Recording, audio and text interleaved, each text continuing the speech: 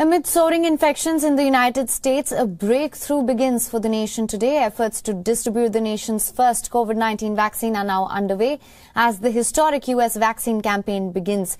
The U.S. FDA granted an emergency use authorization for the Pfizer-BioNTech vaccine last week, which is found to be 95% effective in preventing COVID-19.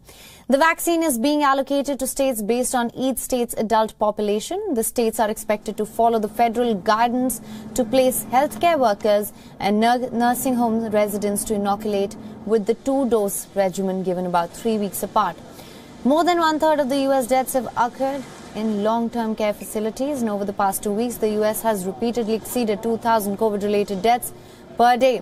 The U.S. leads the world in deaths related to the coronavirus, which are 299,000. The total COVID infections have crossed 16.3 million mark in the country, out of which more than 1.1 million new cases have been confirmed in the past week itself. Overwhelmed U.S. hospitals are preparing for the first shots, with an initial 2.9 million doses set to be delivered by Wednesday. And the U.S. plans to distribute 40 million vaccine doses by this year's end, followed by 50 to 80 million doses in January and then in February next year. Yet, it will take months before most Americans can get a COVID-19 vaccine. Reports also say that more than 100 million people, or about 30% of the U.S. population, could be immunized by the end of March, but that would still leave the country far short of herd immunity, which could halt virus transmission. Masks and social distancing will be needed for months to control the rampaging outbreak.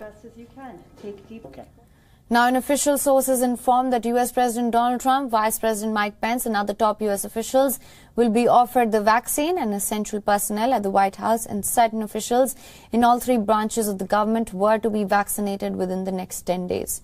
It was also not clear whether President-elect Joe Biden, Vice President-elect Kamala Harris and other members of Biden's transition team would be offered vaccinations.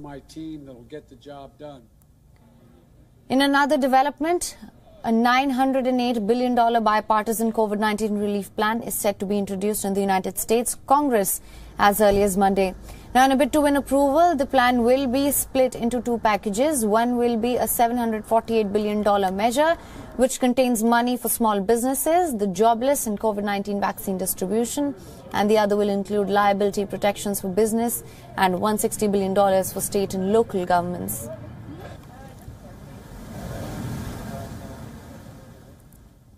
Co-presented by Skoda. Simply clever.